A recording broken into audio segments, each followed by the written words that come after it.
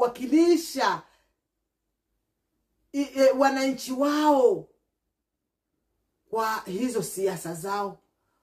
Wengine wanakuja kunenepesha matumbu zao. Wengine wanakuja kuonekana kwamba wao ni wakingi ambao hawana mavaisi wa kusikiliza.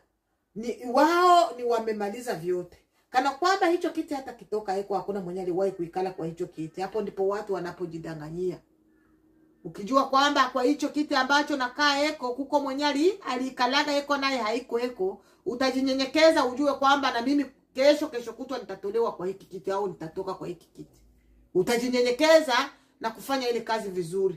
Paka leo hii Magufuli haiko, lakini watu wanakumbuka kazi ya mikono yake. Nilikuwa kwa nchi ya Malawi. Alikuwa rais Bingu wa Mtarika. Huyu mwanaume alinyorosha ile nchi